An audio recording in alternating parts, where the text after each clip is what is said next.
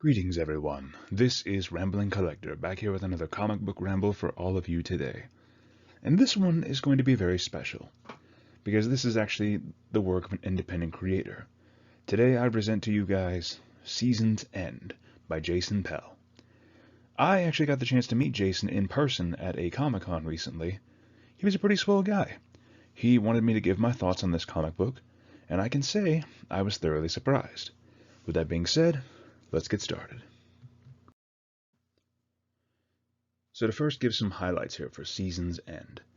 I can say this much. I did not know what to expect with this comic, but I was willing to give it a try. And you know what? I am so glad I did. So first off, some big highlights here. Season's End, in my opinion, reads like an illustrated novel, with a simple and easy story. Now for those of you who grew up with the great illustrated classics, you probably know what I'm talking about. All those different books that had a large amount of writing, but throughout every single book, there was always these nice little hand-drawn images sprinkled throughout. Season's End has more of those, but instead of looking just hand-drawn, they look hand-painted. Beautifully well done. And in my opinion, it's a very good classic light versus dark story. The author actually described it to me as if Tolkien and Lovecraft had a child. And I must say, he was not wrong. With the forces of darkness spreading across the land, corrupting everything that they see. And I must say, some of the imagery that was shown in here was very much terrifying. In a, oh dear lord, this is going to be nightmare-inducing when I read this again, like Lovecraftian horror type of stuff. You have moving sentient trees that have these little children inside that drag people into the insides of the tree to be devoured. That kind of stuff. You have a massive city that was thought to be lost being ruled by a living corpse king. All in all, very horrifying stuff, especially with the art style. But I will say, the gathering of friends, the warrior, the imp who crafts great wonders, the cleric who has a connection to the old gods, the female warrior, the magician, all of them put together puts for a classic story. A classic kind of Dungeons and Dragons and dark storytelling, in my opinion, which makes it very charming in its own way. And I will say this much. I will show this in the next slide, but the illustrations done by Blake Wheeler were absolutely amazing, with great blends of dark colors, as well as the hand-painted look. And another thing, like I said, this reads out to me like an illustrated novel, more than a comic, because it has a good mix of written pages and illustrated pages, with text sprawled throughout.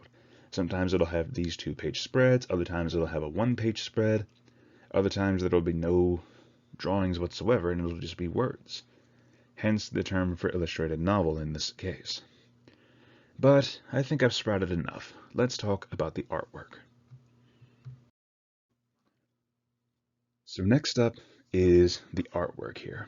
And like I said before, Blake Wheeler does a fantastic job here, bringing the story of Season's End to life on the printed page with his amazing illustrations. As you can see, it has that hand-painted and drawn look where the characters are all drawn in these dark, shadowy features. There's dark, shadowy colors, but throughout it all, there's bright moments such as fire and lightning, which really brightens up the page. I believe that Blake Wheeler does a great deal with contrast, in my opinion. He has all this entire world shrouded in shadows and darkness, but the occasional bright white light brings it all together, such as when the wizard casts any spells, or when the cleric unlocks the powers of the old gods that he has been granted to fight these new, darker gods that have appeared. All in all, I believe the artwork does that very, very well in bringing the story to life. And one thing I did like is how sometimes you have the faces be very obscure, but when it's a close-in shot, you get some very detailed looks at it. And I will say, the character art was definitely some of my favorites.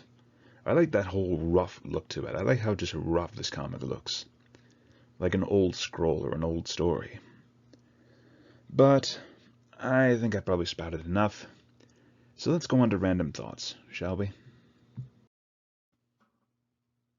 So now for random thoughts. If you were to ask me to pick at least 4 characters out of the story that I genuinely enjoyed, it would be the Wizard Falhern, the Iron Warrior Donlari, the Bard, literally, and of course the Cleric, Mimdal, our main focus character. But in my personal opinion, I like how they didn't go too far into the backstories of every character, except for literally who gets his big surprise near the end, which I'm not going to spoil for the sake of curiosity.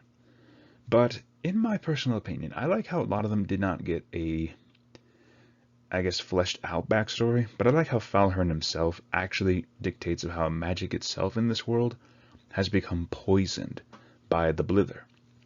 The Blither being this black force that is moving throughout the world, corrupting it as they move, and it is growing ever more worse, as well as finding out what the Blither itself is. It is the taint of these new dark gods that have been lurking on the edge of the cosmos, that the old gods, whom Mindal is a cleric of, they fled before these new dark gods, kind of like the coming of Cthulhu, like the old gods in a way, which I think is very Lovecraftian in that sense.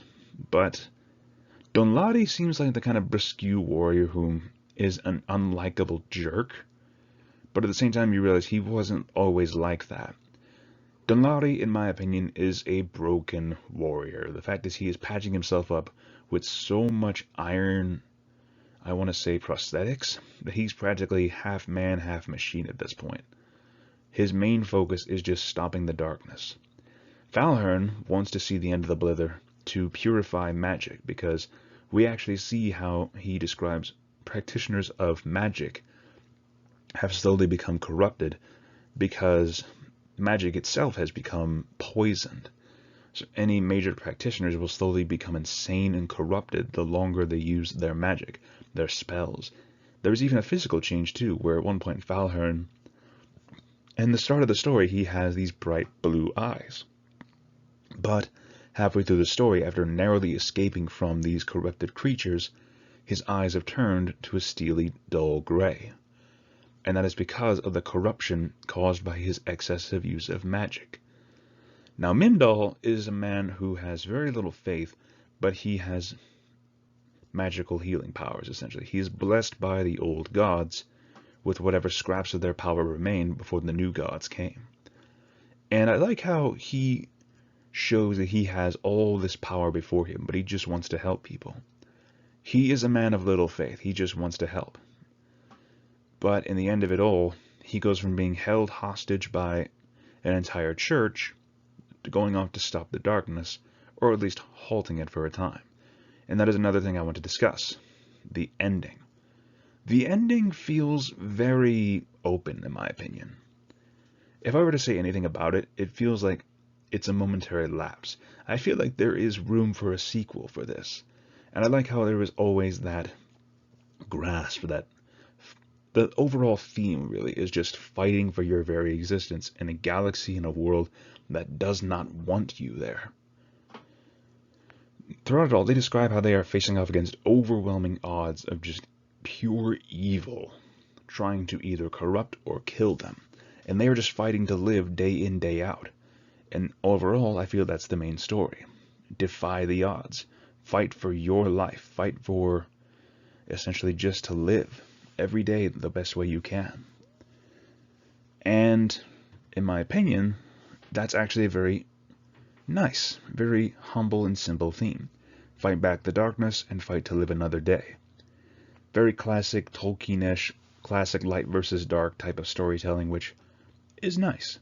A bit cliche, but very, very nice, and overall keeps things simple. And I think I've rambled on enough. Let's move on to the final score.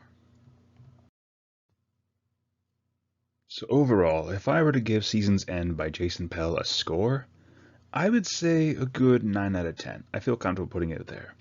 Because while the story is simple, which is a good thing, it is heavily carried by its amazing artwork. But the story itself is good in its simplicity in that it's a nice little bit in there. It allows you to focus on the artwork, enjoy the story a little more, because it's just your classic light and dark story. light versus dark, old gods versus new gods, that sort of thing. So do I recommend Season's End for you to check out? I do, as a matter of fact. But if you're interested in checking out some other comics, feel free to click the link to my comics Ramble's playlist, as you will see here. Or if you're interested in seeing some of the other independent authors that I have covered on this channel, feel free to click the link to that playlist as well.